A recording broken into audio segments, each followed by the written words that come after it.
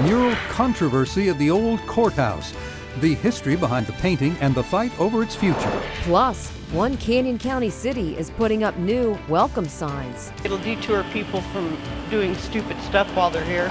But first, flooding in the streets, even in some homes. The downtown downpour is first on 2. This is KBOI 2 News at 10. This storm dumped a lot of water on downtown Boise just about 6 o'clock tonight. And we have team coverage of what happened and what's next. Yeah, let's get right to Chief Meteorologist Roland Stedham. Roland, how much rain did we get tonight?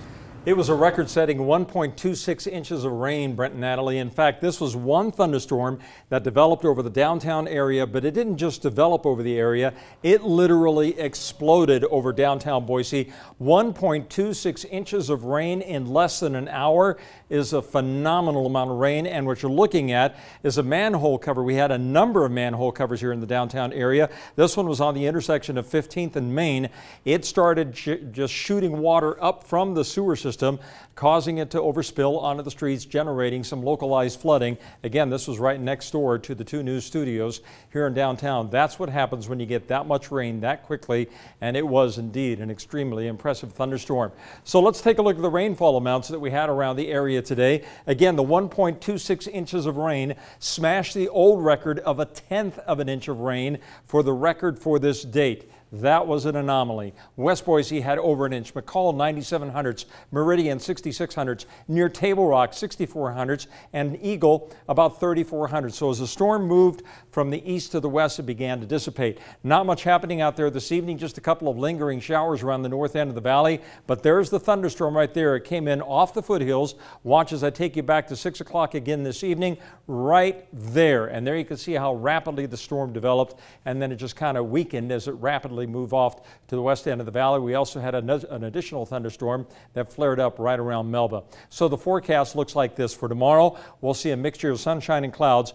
Because of the low pressure system we have to the south, the potential for thunderstorms is going to remain in the forecast tomorrow afternoon and Friday afternoon as well. Highs will be in the upper 80s. More coming up in just a few minutes. Brent and Natalie. All right, let's take a look at a few photos sent in from viewers. Mindy snapped a picture of this boy playing, as you can see, in the rain. The standing water made it difficult to get around, this couple having trouble pushing a stroller with the flooding that we saw in places. We'll have more photos and videos you sent us in just a few minutes. As Roland has already said, this storm hit fast and heavy, leaving at least one Boise woman with water rushing into her home. Jake Lieber joins us live in Boise with how emergency crews helped her out. Jake? As you can see on State Street right now, it is a lot drier than it was earlier when rainwater completely flooded the street. Stormy conditions caused a headache for drivers on State Street this evening. Many headed home from work, but for Linda Van Den Eickhoff, it was her home that couldn't stay dry. Well, I just moved here from California, so this just blew me away.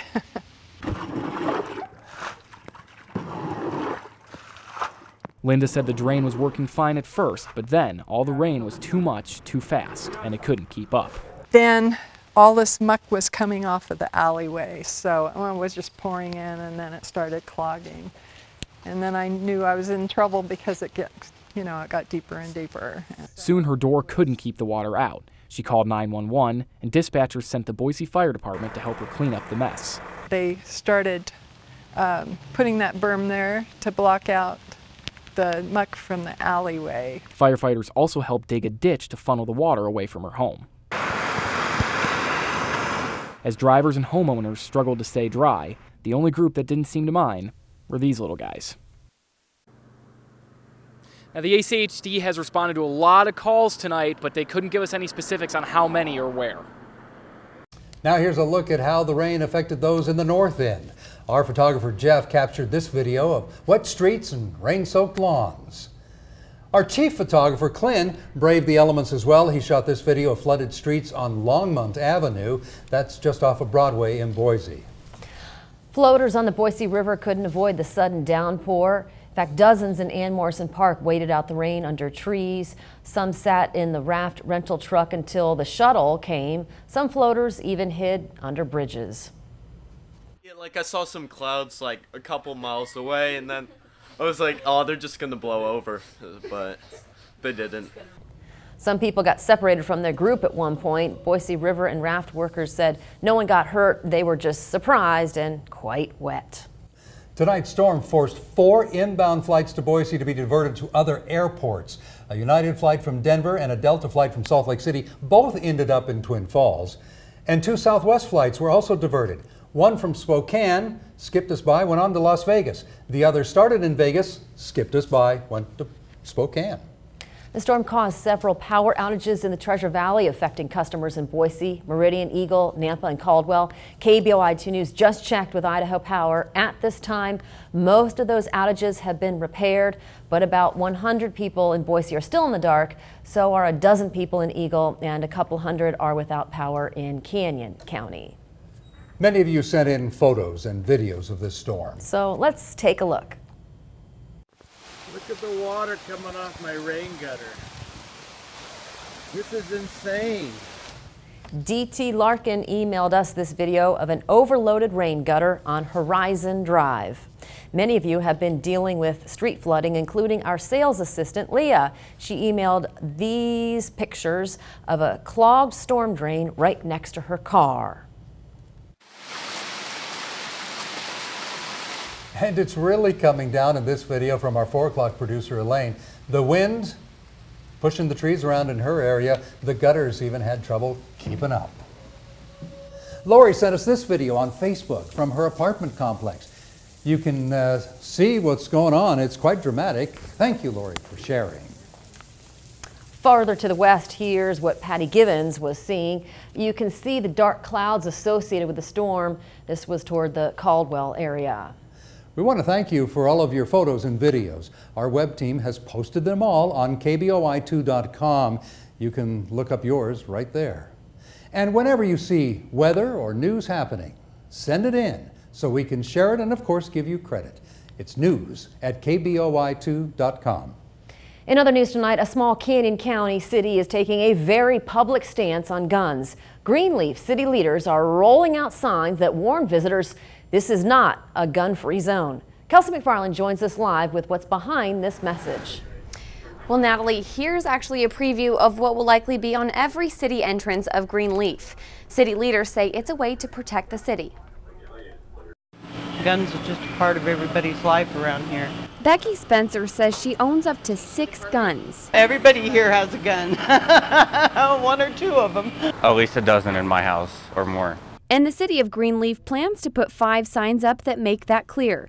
They read, "Welcome to Greenleaf, Idaho. This is not a gun-free zone." This isn't a gun-free zone. We know that. And so hopefully everybody coming into the city knows that. Do we have a big crime problem? No. I want to keep it that way.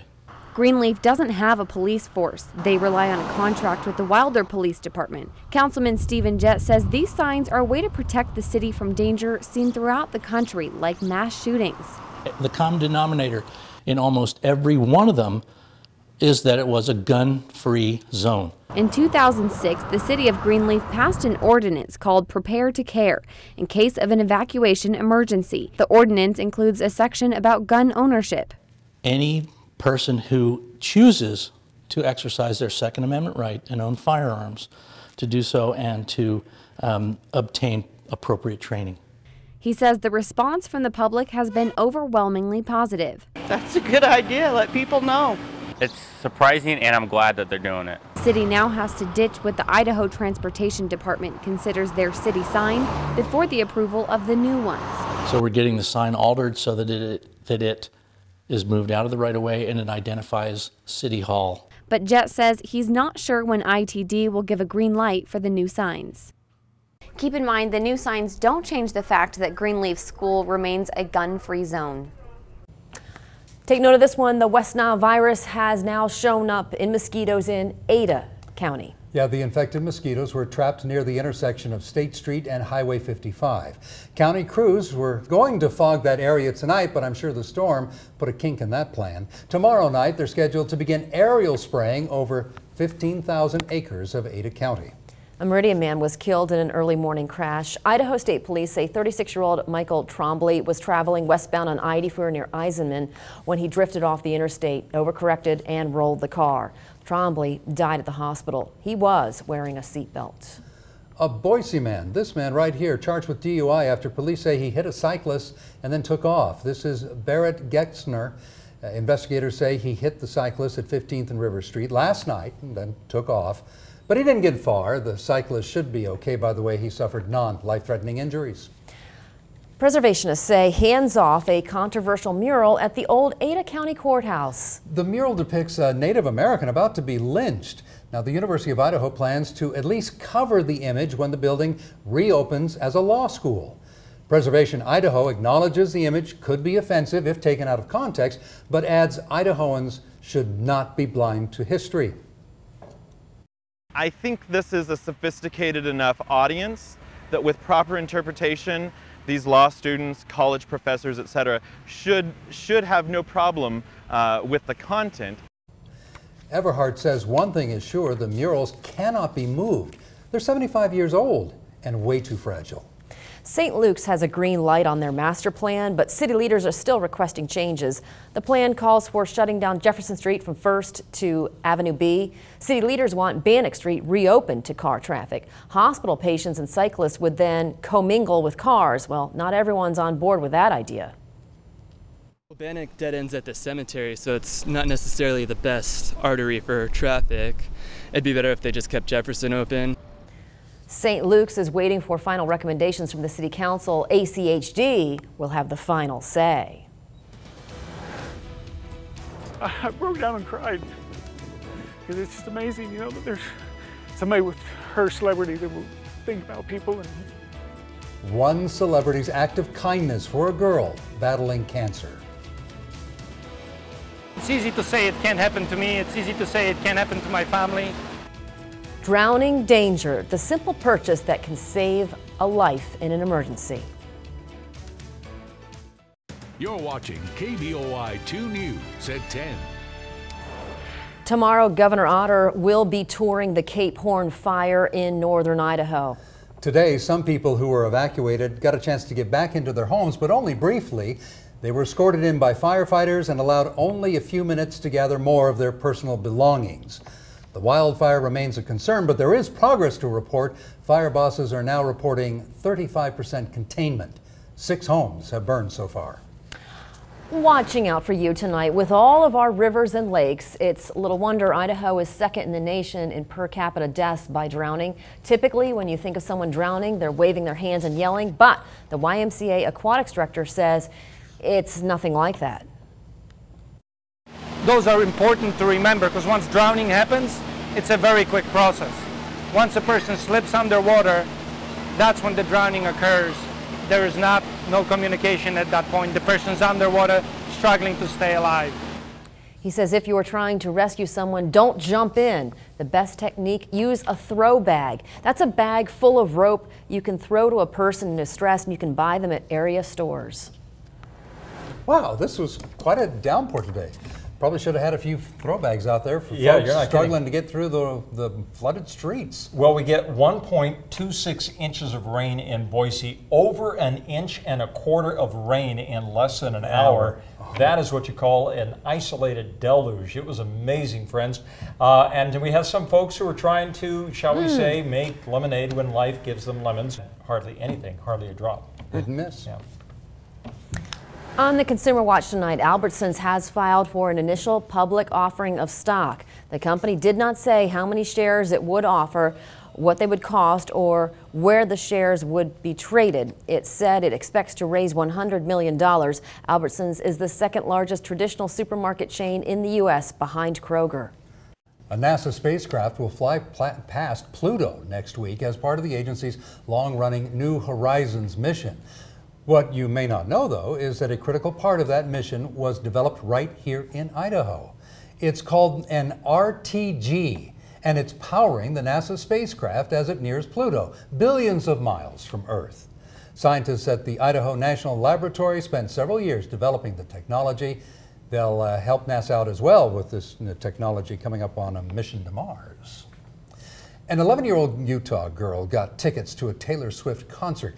She was looking forward to it for months, but now she can't go because she's in the hospital battling cancer. Daniel Woodruff shows us the girl's family got the singer's attention. Taylor Swift. 11-year-old Naomi Oakes is fighting cancer and just wanted a shout out from her idol. She ended up getting much more than that. They're just amazed that Taylor would do something like that for Naomi. Naomi lives in Arizona but has family here in Utah, including her uncle Robert. 2 weeks ago, she was diagnosed with a form of leukemia. She's in the hospital for at least 6 to 9 months. Her family made this video. You know it used to be mad love. Sharing with the world Naomi's fight song against cancer. Bad Blood by Taylor Swift. Naomi's family also started a GoFundMe page to help raise money. Their goal was $30,000. They've now surpassed that by double, thanks to an unexpected donation from, guess who? Taylor Swift. I broke down and cried because it's just amazing, you know, that there's somebody with her celebrity that will think about people and be able to donate. It's just great. The pop star made several donations on the page, adding up to $50,000. It's a lot of money. It's going to mean a lot to that family. This was Naomi's reaction. I think it means more to her that Taylor knows who she is. I seriously think I'm going to pass out right now. In a message, the pop star tells Naomi there will be other concerts, and the most important thing for her right now is to get well. Naomi's uncle suspects his niece may now have some extra motivation to do that. It's just great that she's that kind of person. This is way more than was ever expected. You know, did you ever know a group or an individual quietly making the Treasure Valley a better place? Help us recognize them and pay it forward. Nominate someone on our website. Do it right now, kboi2.com.